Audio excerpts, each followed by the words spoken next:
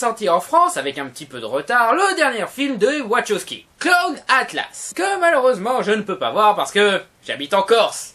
Et en Corse, ces abrutis de distributeurs ont préféré nous envoyer Vive la France, Boule et Bill et Hansel et Gretel, fils de p***. Bon après oui, ils nous ont envoyé le monde fantastique d'Oz que j'espère voir, et ils nous ont enfin envoyé Lincoln, avec beaucoup de semaines de retard, merci trop du cul. C'est juste Spielberg quoi, pas de quoi se presser, non. La dernière comédie de merde de Michael Youn et la bouse de John Moore, ouais c'est une vraie priorité, merci connard. Et bon, avec la sortie de ces deux super réalisateurs, bien entendu, tout le monde s'est dépêché d'écrire dans long, en large et en travers en quoi la trilogie Matrix était la meilleure chose qui était arrivée à l'univers depuis la découverte du feu. Le seul truc c'est que ces articles, bien que très intéressants, bien écrits et assez fascinants, ils partent d'un principe que tout le monde voit la trilogie Matrix comme des chefs-d'œuvre et les Wachowski comme de super réalisateurs. Chose assez discutable. Et c'est pour ça qu'à l'occasion de la sortie de Cloud Atlas, moi, je vais poser cette simple question.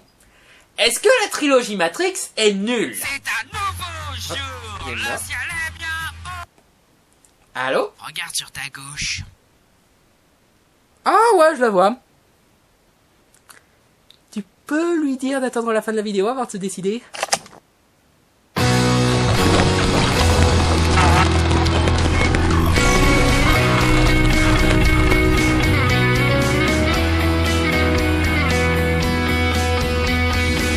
La trilogie Matrix, la saga qui a révolutionné le cinéma, l'œuvre des très visionnaires frères Wachowski qui maintenant sont plus frères parce que l'un est devenu une sœur, la plus grande saga cinématographique de blablabla, on connaît toute cette partie. Mais le problème c'est que ces temps-ci on commence à ressentir un autre refrain à propos de la trilogie Matrix. Matrix, la saga de merde que l'on peut remercier pour tous ces films qui abusent de la slow motion. Matrix, la saga de merde qui pense que Keanu Reeves est un bon acteur. Matrix, un sympathique film suivi de deux films de merde qui abusent et réabusent d'effets spéciaux. Matrix, la saga qui se croit originale alors qu'en réalité il pique les idées de tout le monde. Matrix, la saga stupide où des gens portent des lunettes de soleil en pleine nuit. Matrix, la saga qui se fait de la branlette intellectuelle qui veut absolument rien dire en réalité. Mais est-ce qu'ils ont vraiment raison de se plaindre de tout ça? Est-ce que Matrix est en réalité aussi pourri que tout le monde le dit? Bon d'accord, pas tout le monde continue à dire que ce sont d'excellents films, mais maintenant c'est plus populaire dans le public lambda de dire que les Matrix ont non seulement très mal vieilli mais sont aussi tout simplement nuls. Bon, avant qu'on remplisse les commentaires de cette vidéo en disant que je suis un ignare et que je ne devrais jamais cracher sur le travail des Wachowski,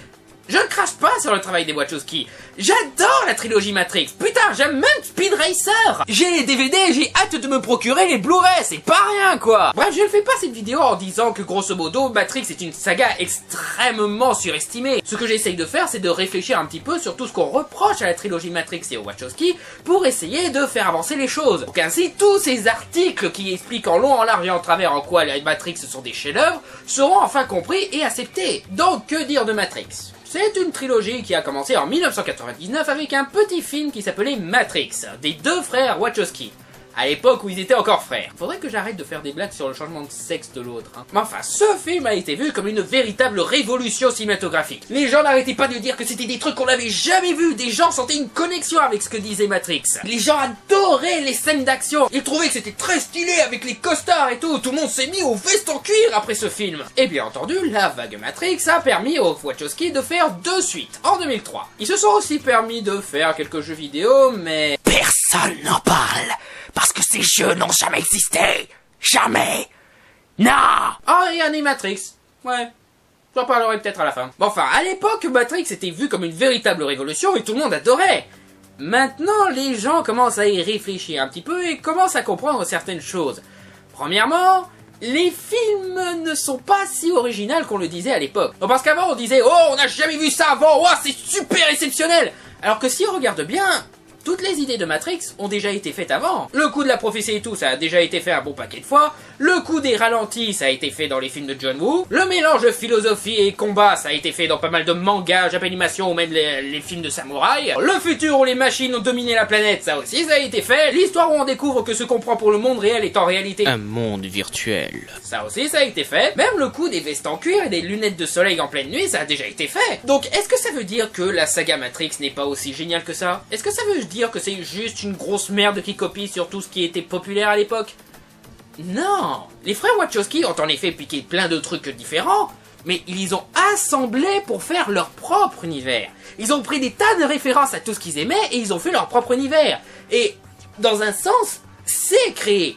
Avec plein de références, oui, mais ils arrivent quand même à créer un monde qui est cohérent avec tous ces éléments. Et en faisant une parfaite union de tout ça, ils arrivent à créer un véritable univers. Donc dans un sens, oui, ils ont fait preuve d'imagination. Ils ont juste été très inspirés par ce qu'ils aimaient. Et puis aussi, ça a permis de populariser au grand public certains trucs qui étaient pas si bien vus que ça, comme par exemple les films de John Woo, les films de samouraï, les mangas, etc. Aussi, qu'est-ce qu'on reproche aux Matrix? Le fait qu'ils abusent un petit peu trop des ralentis. Bon, en réalité, je ne pense pas qu'en disant ça, ils pensent réellement qu'on abuse des ralentis dans Matrix. Je pense surtout que ils en veulent à Matrix d'avoir lancé la mode des ralentis. Parce que dès que Matrix s'est mis au ralenti et que ça a fait péter le box-office, là, tous les réalisateurs de merde se sont dit « Oh, on va passer pour des super génies de la réalisation si on met des ralentis de partout !» Du coup, on s'est retrouvé avec pas mal de merde qui ont abusé des ralentis. Personnellement, je pense que les ralentis peuvent être bien utilisés. Et dans Matrix, ils sont tous très bien utilisés.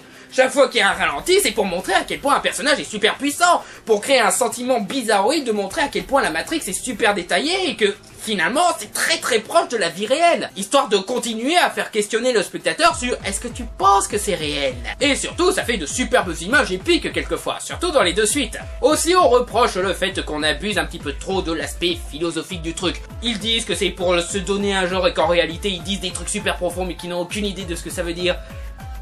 Pas vraiment, non. Je vais pas partir dans un trip à expliquer tout ce que de meilleurs cinéastes que moi expliqueront mieux que moi, mais généralement, toutes les réflexions philosophiques sont assez bien foutues. Même les scènes que les gens ne supportent pas dans les deux suites. Genre la scène avec l'architecte. Beaucoup détestent cette scène parce que c'est juste parler, des trucs que au bout d'un moment ils n'arrivent plus à suivre tant c'est compliqué dans le dialogue. Mais moi, je me suis revu la scène dernièrement. Quand on y prête attention, c'est très sensé ce qu'il dit l'architecte. Le truc c'est que voyez-vous, les gens ont du mal à croire que l'on peut faire un film très profond psychologiquement et qui est très réfléchi, tout en faisant un film d'action avec des trucs super exagérés et avec Keanu Reeves dans le rôle principal. Ce que je trouve extrêmement réducteur. Oui, ils font des scènes d'action super déconnades et tout, mais ça ne veut pas dire que de l'autre côté ils peuvent pas être intelligents. C'est juste que ce sont des gens intelligents qui savent s'amuser quelquefois, qui savent rendre une scène d'action amusante quand le scénario a besoin d'une scène d'action. Bon, après, il y a ceux qui critiquent les lunettes de soleil dans la nuit. Ok, tous ceux qui critiquent ça, je suis d'accord pour dire que ce sont des idiots. Parce que grosso modo, quand ils sont dans la Matrix, ils utilisent leurs avatars, ils utilisent leur moi intérieur. Ce moi intérieur, il peut ressembler à ce qu'ils veulent. C'est comme les jeux vidéo, tu t'en fous que ce soit logique que le personnage ait cette apparence, tu trouves ça cool, donc tu le laisses dans cette apparence. Et ben c'est exactement ça dans Matrix. Surtout que la plupart du temps quand on dit ça, c'est généralement avec Neo qui combat l'agent Smith avec leurs lunettes de soleil en pleine nuit. Bah, je sais pas si vous vous souvenez, mais Neo, il voit pas le monde à travers ses yeux, mais en voyant le code de la Matrix et tout. Donc qu'on lui borde les yeux ou qu'on lui mette des lunettes de soleil, il verra. Il voit tout avec son esprit. C'est ça le truc. Critiquer ça, c'est extrêmement débile parce que ça prouve que vous n'avez rien suivi de cette saga. Donc forcément, si vous ne suivez pas, vous risquez pas de comprendre, vous risquez de trouver certains trucs débiles. Mais si vous utilisez votre cerveau et que vous suivez le film et que vous l'acceptez comme il est, peut-être que vous finirez par voir que la trilogie Matrix est excellente. Bon, après, il y a une autre catégorie de détraqueurs de la saga Matrix qui dit que le premier Matrix est un chef-d'œuvre, les deux autres films sont des merdes commerciales. Bon, c'est vrai que avec la sortie des deux suites de Matrix, les producteurs en ont bien profité pour mettre la mascotte sur des tas de produits. Des poissons, des téléphones, des lunettes de soleil, des voitures. Et bien que je continue à dire que les deux autres épisodes sont tout aussi riches philosophiquement et qui sont extrêmement bien réalisés et quelquefois bien interprétés, même Lambert Wilson que beaucoup ont détesté avec son style très fou, blabla. Oh, je suis le méchant français. Moi j'ai trouvé le personnage extrêmement fun et fascinant dans ses dialogues. Bon, mais bon, apparemment, certaines personnes n'aiment pas le genre de personnage loufoque, même quand c'est approprié d'avoir un personnage loufoque et même fascinant dans un monde aussi logique que Matrix, mais bon. Par contre, je dois reconnaître que les deux suites sont pas aussi parfaits que le premier Matrix. Le premier Matrix était parfaitement bien conçu, mais les deux suites ont quelques défauts. Ou du moins de mon point de vue. Premièrement, le fait que ce ne sont pas deux films. C'est grosso modo un film coupé en deux. D'ailleurs, pour vous dire que c'est en effet qu'un seul film coupé en deux, certains se sont amusés à remonter les deux films pour que ça fasse un seul film. Je pense que cette version s'appelle Matrix Densioned ou quelque chose dans le genre. Un remontage de Matrix où ils ont enlevé tous les passages se passant sur Sion. J'ai vu ce remontage. Il est tout pourri, mais passons. Et bon, ce que je veux dire par là, c'est que ça se sent que quand ils arrêtent le 2, ils sont en plein milieu d'un acte 2, et que le troisième film est, grosso modo, un troisième acte. Ce qui, dans la narration d'une histoire, n'est pas très bien foutu, faut le dire. Certains vont me dire que « Oh, mais c'est voulu, c'est de l'expérimentation, ils essayent de faire un film en deux, etc. » Oui, mais le problème, justement, avec l'expérimentation, c'est que on fait un truc exceptionnel dans le cinéma, mais sans obligatoirement faire un bon film. C'est d'ailleurs pour ça que j'ai un petit peu de mal à dire que Matrix Révolution est un bon film, parce que c'est grosso modo un tiers de film, pas un film en entier. Et puis dans l'ensemble, le 2 a beaucoup trop d'éléments scénaristiques, et le 3 en a trop peu. Personnellement, j'aurais réécrit les deux suites. C'est un petit peu long à expliquer, grosso modo j'aurais mis toute la partie avec le nérovingien dans le 2, et toute la partie où ils découvrent qu'ils vont se faire attaquer sur Sion et tout, avec l'agent Smith qui revient enfin, j'aurais mis dans le 3. Ah, et aussi des petits trucs que je trouve auraient pu être mieux amenés, comme par exemple la révélation que l'agent Smith est de retour dans le 2. Ça gâche un petit peu le truc, je pense que ça aurait été mieux de révéler que l'agent Smith est de retour quand il affronte pour la première fois Neo. Ou la scène de la fête dans Sion que je trouve un petit peu trop longue. Ok, le thème du film, c'est la vie, on l'a compris. C'est pas pour autant que vous devez remplir 10 minutes sur la scène de fête et de la scène de cul entre Neo et Trinity.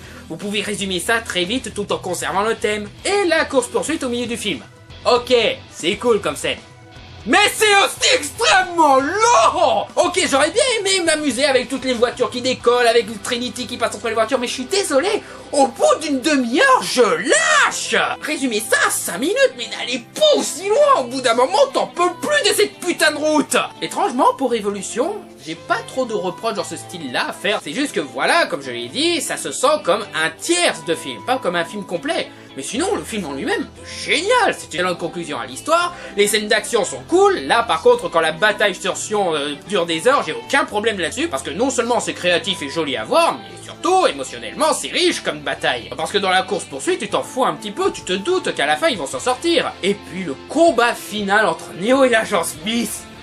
Oh. Certains adorent critiquer le coup de « Ouais, pourquoi l'agent Smith n'envoie pas tous ses clones contre Neo? Pourquoi il se contente d'un seul ?» C'est parce que Smith a un petit peu chopé la grosse tête, au cas où vous l'auriez pas compris. Donc il est persuadé qu'il peut vaincre Neo un à un. Deuxièmement, cet agent Smith-là, c'est l'agent Smith qui a été fait quand il a absorbé l'oracle.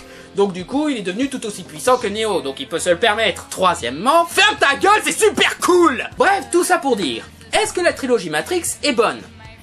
Plus que bonne, ouais. Encore une fois, j'aurais réécrit le 2 et le 3, mais quand on regarde le fond, quand on essaye de regarder les Matrix dans un tout, c'est une excellente histoire, avec de superbes scènes, des personnages qui sont certes pas super attachants, mais qui ont un certain charisme, et qui ont une symbolique assez philosophique sur la réflexion du héros aux 1000 visages et tout ça. Mais encore une fois, pour voir ça plus en détail, je vous conseille de lire les quelques analyses des meilleurs cinéastes que moi. Ah, et aussi Animatrix. Animatrix... Franchement, je trouve ça quelquefois pas mal, et quelquefois bon. Bon, je vais être gentil, je vais vous faire ma critique vite fait d'Animatrix. La seconde renaissance, première et deuxième partie. Excellent passage, je trouvais l'histoire assez fascinante, le style graphique va avec l'univers. D'ailleurs, j'ai été surpris de voir que c'était pas fait par le mec de Ghost in the Shell, parce que ça ressemblait pas mal à Ghost in the Shell. Et puis la scène de fin de ce passage, waouh, c'est à te refroidir. Aussi, ce que j'aime bien, c'est que l'histoire semble montrer que les humains ont été de gros connards avec les machines, ce qui justifie un petit peu pourquoi ils sont aussi salauds avec les humains. Mais c'est raconté par une machine, par une IA. Et si elle mentait? Histoire d'un enfant. Le concept était sympatoche, explorer l'histoire d'un personnage secondaire des deux suites Matrix. Le seul truc, c'est que, Dieu que je hais l'animation de ce passage-là. Ce côté brouillon et tout, je suppose que ça a un sens, mais putain, je ne le supporte pas. Je trouve ça moche, excusez-moi.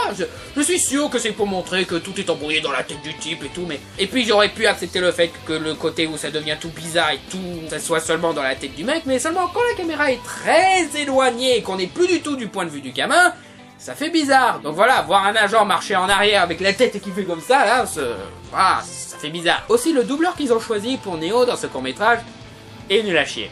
Sérieux, qu'est-ce qui allait pas avec le doubleur des films? Programme. Une histoire fort sympatoche avec des scènes de samouraï très cool. Il y a juste un tout petit problème. C'est qui cette conne? Pourquoi est-ce qu'on aurait quelque chose à foutre de son point de vue ou de ce qu'elle pense de toute la guerre et tout, si elle n'est même pas dans la trilogie Matrix et qu'on la reverra même pas? Sérieux, ça aurait pas été plus logique si c'était Trinity? Ou mieux, Niobe, ça aurait été sympa. Surtout si le mec qui lui fait faire cette simulation c'était Morpheus, ça aurait été fascinant comme histoire. Non, non, c'est juste une nana qu'on n'a jamais vue, qu'on ne reverra jamais, et qui apparemment se balade en culotte devant tout le monde. Ok, record du monde. Dieu que je ne supporte pas cette séquence. Ok, l'histoire de base, elle est sympatoche. Le fait qu'un champion du monde veut dépasser ses limites, et en dépassant ses limites, il finit par sortir de la Matrix. Tout seul comme un grand. Idée sympatoche, mais très mal exécutée. Déjà, je trouve l'animation horrible. Doit être animé par le mec qui a fait Afro Samurai, et personnellement, j'aime pas Afro Samurai, donc ça commence bien. Mais aussi, il a changé le design des agents. Pourquoi? Le costard cravate et les lunettes de soleil c'est trop banal pour toi? Ah et aussi le petit truc qui gâche un petit peu l'histoire. Pourquoi les agents essayent de l'arrêter? Qu'est-ce qu'ils s'en foutent qu'un des humains arrive à sortir de la Matrix? C'est pas la première fois que ça arrive et généralement quand ça arrive ils le balancent aux ordures et puis voilà. Mais non apparemment c'est important que ce mec là reste dans la matrice et ils vont jusqu'à lui bloquer les jambes et l'enfermer dans un hôpital psychiatrique pour l'en empêcher. Pourquoi lui plus que n'importe qui? Je ne sais vraiment pas. S'ils en avaient tellement quelque chose à foutre qu'un de leurs sujets se casse, pourquoi ils ont pas empêché Neo de sortir dans le premier Matrix? Va savoir pourquoi. Il y en a peut-être certains qui adorent ce court-métrage, mais moi je le déteste. Au-delà, enfin une bonne séquence. Déjà j'adore l'idée, le fait qu'il y ait un bug dans la matrice qui crée une espèce de maison hantée, super choix. Ensuite tous les bugs apportent un petit truc assez fascinant, assez atmosphérique dans cette histoire. Ensuite j'adore l'animation, elle a un design vraiment sympatoche. Et le personnage principal, même si tu la revois pas, cette fois c'est intéressant à explorer. Parce que ce personnage, c'est la représentation des personnes qui sont piégées dans la Matrix. Qui au début vivent leur vie normalement et tout, mais dès qu'ils découvrent les limites de la Matrix, ils commencent à avoir envie de plus. Et c'est justement pour ça que la résistance doit se battre. Pour que l'on puisse aller au-delà de ses limites. Super, celui-là, je l'adore, c'est mon préféré. Une histoire de détective, par le réalisateur de Cowboy Bebop. Et Dieu que c'est bon de le voir. Encore une fois, j'adore l'idée, le fait que les agents font appel à un détective privé pour retrouver un membre de la résistance, ici Trinity, très bon choix. Aussi, ils apportent un petit côté film noir des années 30, steampunk moderne, qui est très sympatoche à voir. Ça n'a pas beaucoup de sens, mais hey, c'est cool. Ah, et aussi, le héros principal de cette histoire est doublé par le mec qui fait la voix de Sylvester Stallone. Que demander de plus? J'adore ce court-métrage, c'est mon deuxième préféré. Matriculé, très bon aussi. Ça a été fait par les créateurs de Ion Flux et franchement c'est très approprié. Ils apportent un style sympatoche aux machines et ils apportent un petit côté cyberpunk qui va avec l'univers de Matrix et apportent un design assez exagéré mais qui, contrairement à Record du Monde, est approprié ici. Par contre, je ne comprends toujours pas qu'est-ce qu'elles ont les nanas de Animatrix à se balader en culotte devant tout le monde. Et encore une fois, l'idée est fort fascinante et offre une sympathique expérience. C'est peut-être un petit peu trop court, mais sinon ça va. Et enfin, le dernier vol de l'Osiris, par les créateurs de Final Fantasy, les créateurs de l'esprit. Excellent court-métrage aussi, je vais même dire, tellement excellent qu'il aurait dû être dans Matrix Reloaded. Sérieux, ça aurait été génial comme séquence d'intro. Ça aurait été 1000 fois mieux que l'histoire de Vision avec Neo, que... voilà, je pige pas trop. Bref, tout ça pour dire, oui, la trilogie Matrix est géniale. Oui, les Wachowski sont des génies, et oui, tout ce ras-le-bol autour des Wachowski et tout est injustifié. Donc voilà, t'as pas besoin de me tirer dessus. T'as dit que Révolution n'est pas un bon film.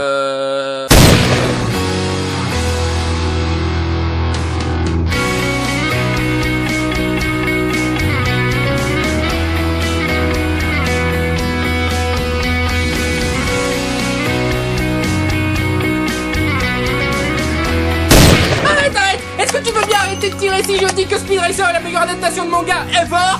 Oh d'accord. Oh. Si tu as aimé cette vidéo, abonne-toi en cliquant ici et n'oublie pas d'aller sur le site pour aller cliquer sur la Magic Box qui est juste ici.